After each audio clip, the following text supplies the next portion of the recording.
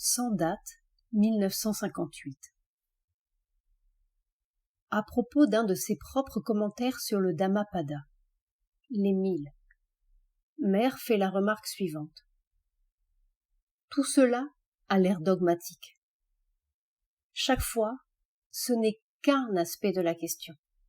Et alors, au fond, pour être vrai, il faudrait dire tout. Il faudrait dire que c'est un point de vue et qu'il y a tous les autres. Mais les gens, ça les noie. Ils n'aiment pas cela. Ils sont contents d'attraper quelque chose de solide. Sans date, 1958. À propos des finances. L'argent est une force et ne devrait pas être une possession individuelle, pas plus que l'air, l'eau ou le feu. Abolition, pour commencer, de l'héritage. La puissance financière est la matérialisation d'une force vitale qui se transforme en un des plus grands pouvoirs d'action.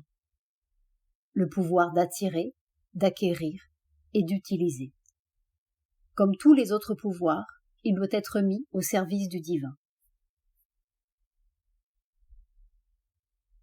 Sans date, 1958.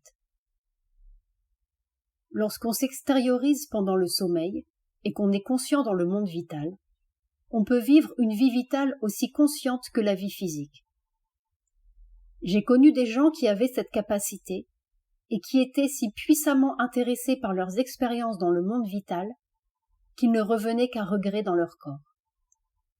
Si vous êtes conscient et maître de vous-même dans le monde vital et que vous y possédiez un certain pouvoir, les circonstances sont merveilleuses, infiniment plus variées et plus belles que dans le monde physique.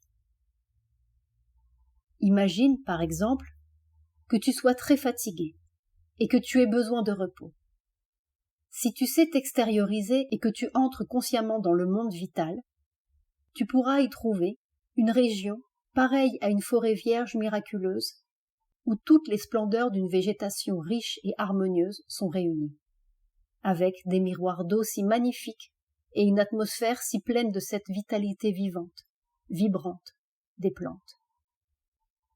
Il y a une telle vie, une telle beauté, tant de richesse et de plénitude, que tu te réveilleras plein de force avec une sensation d'énergie absolument merveilleuse, même si tu n'y es resté qu'une minute.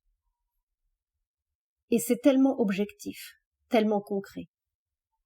J'ai conduit là des gens sans leur dire du tout de quoi il s'agissait, et ils ont pu décrire cet endroit exactement comme je peux le faire moi-même. Il y a des régions comme cela. Il n'y en a pas beaucoup, mais il y en a. Par contre, il y a dans le monde vital beaucoup d'endroits désagréables où il vaut mieux ne pas aller. Ceux qui peuvent facilement apprendre à sortir de leur corps doivent le faire avec beaucoup de précaution. Je n'ai jamais pu enseigner cela à beaucoup de gens, parce que s'ils le font seuls, c'est les livrer quelquefois sans protection à des expériences qui peuvent leur être extrêmement nuisibles. Le monde vital est un monde d'extrêmes.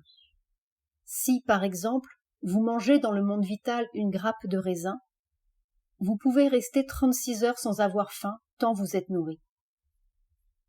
Mais on peut rencontrer aussi des choses, entrer dans des endroits qui vous arrachent en une minute toute votre énergie et qui vous laissent parfois malade ou infirme même.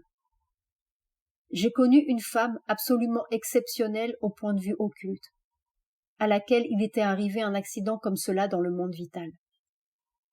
Il s'agit de Madame Théon. En voulant arracher aux êtres du monde vital quelqu'un à qui elle tenait, elle avait reçu un tel coup sur l'œil qu'elle en est devenue borgne. Sans aller jusque-là, il arrive que l'on ait des accidents dans le monde vital, dont on garde les traces pendant des heures après s'être réveillé. 1958.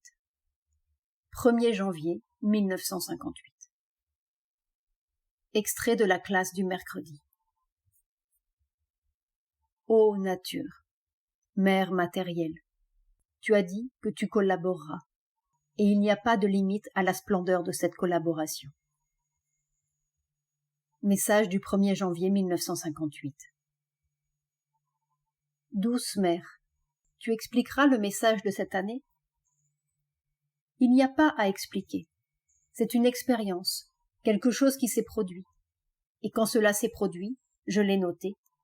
Et il se trouvait que cela s'est produit juste au moment où je me suis souvenu que je devais écrire quelque chose pour l'année, qui était l'année prochaine à ce moment-là, c'est-à-dire l'année qui commence aujourd'hui. Quand je me suis souvenu qu'il fallait que j'écrive quelque chose, pas à cause de cela, mais simultanément, cette expérience est arrivée. Et quand je l'ai noté, je me suis rendu compte que c'était le message pour cette année. Mère lit la notation de son expérience. Au cours d'une de nos classes, du 30 octobre 1957, j'ai parlé de l'abondance sans limite de la nature, créatrice inépuisable, qui prend la multitude des formes et les mélange, les resépare et les reforme, les redéfait, les détruit, pour passer à des combinaisons toujours nouvelles. C'est le gros chaudron, ai-je dit. On tourne là-dedans et on en sort quelque chose. Ça ne va pas, on le rejette dedans. On prend autre chose. Une forme, ou 2 formes, ou 100 formes, n'ont aucune importance pour elle. Il y a des milliers et des milliers de formes. Et puis des années, 100 années, 1000 années, des millions d'années. Cela n'a aucune importance. On a l'éternité devant soi. Il est de toute évidence que ça l'amuse et qu'elle n'est pas pressée. Si on lui parle de brûler les étapes et de finir vite telle ou telle partie de son travail, la réponse est toujours la même. Mais pourquoi faire? Pourquoi? Cela ne vous amuse pas? Le soir où je vous ai dit ces choses, je me suis identifiée à la nature, totalement. Je suis entrée dans son jeu. Et ce mouvement d'identification a provoqué une réponse, une sorte d'intimité nouvelle entre la nature et moi. Un long mouvement de rapprochement qui a trouvé son point culminant dans une expérience qui est venue le 8 novembre. Tout à coup, la nature a compris. Elle a compris que cette conscience nouvelle qui est née ne cherche pas à la rejeter, mais veut l'embrasser tout entière. Elle a compris que cette spiritualité nouvelle ne s'écarte pas de la vie, ne recule pas craintivement devant l'ampleur formidable de son mouvement, mais veut, au contraire, intégrer toutes ses facettes. Elle a compris que la conscience supramentale n'est pas là pour la diminuer, mais pour la compléter. Alors, de la réalité suprême est venu cet ordre. Éveille-toi, ô nature, à la joie de la collaboration. Et toute la nature s'est précipitée soudain dans un immense bondissement de joie pour dire « J'accepte, je collabore ». Et en même temps, s'est produit un calme, une tranquillité absolue pour que ce réceptacle du corps puisse recevoir et contenir, sans se briser, sans rien perdre, le flot formidable de cette joie de la nature qui se précipitait comme dans un mouvement de reconnaissance. Elle acceptait. Elle voyait avec toute l'éternité devant elle que cette conscience supramentale allait l'accomplir plus parfaitement, donner plus de force encore à son mouvement, plus d'ampleur, plus de possibilités à son jeu. Et soudain, j'ai entendu, comme venu de tous les coins de la terre, de ces grandes notes que l'on entend parfois dans le physique subtil, un peu semblables à celles du concerto en ré de Beethoven, et qui viennent à l'heure des grands progrès, comme si 50 orchestres éclataient tous ensemble, sans une fausse note, pour dire la joie de cette nouvelle communion de la nature et de l'esprit, la rencontre de vieux amis qui se retrouvent après avoir été longtemps séparés. Alors ces mots sont venus.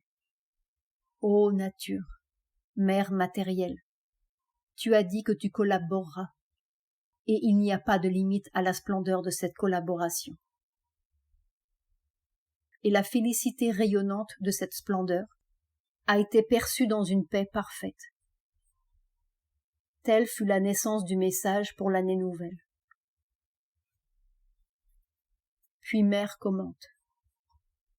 Je vous dirai une seule chose. Il ne faudrait pas se méprendre sur le sens de cette expérience et s'imaginer que dorénavant tout va se passer sans difficulté et toujours d'une façon favorable à nos désirs personnels. Ce n'est pas sur ce plan. Cela ne veut pas dire que quand nous ne voulons pas qu'il pleuve, il ne pleuvra pas. Quand nous voulons qu'un événement se produise dans le monde, il va se produire tout de suite. Que toutes les difficultés sont abolies et que tout sera comme dans les contes de fées. Ce n'est pas cela. C'est une chose plus profonde. La nature, dans son jeu de force, a admis la force nouvelle qui s'est manifestée et l'a incluse dans ses mouvements. Et comme toujours, les mouvements de la nature sont à une échelle qui dépasse infiniment l'échelle humaine et qui n'est pas visible pour une conscience humaine ordinaire. C'est plutôt une possibilité intérieure, psychologique, qui est née dans le monde qu'un changement spectaculaire des événements terrestres. Je dis cela parce que l'on serait tenté de croire que les contes de fées vont se réaliser sur la Terre. Ce n'est pas encore le moment. Silence. Il faut avoir beaucoup de patience et une vision très large et très complexe pour comprendre comment les choses se passent. Silence. Les miracles qui se passent ne sont pas ce que l'on pourrait appeler des miracles littéraires, en ce sens que cela ne se passe pas comme dans les histoires. Ce n'est visible que pour une vision très profonde des choses, très profonde, très compréhensive, très vaste. Silence. Il faut être déjà capable de suivre les méthodes et les moyens de la grâce pour reconnaître son action. Il faut déjà être capable de ne pas être aveuglé par les apparences pour voir une vérité plus profonde des choses.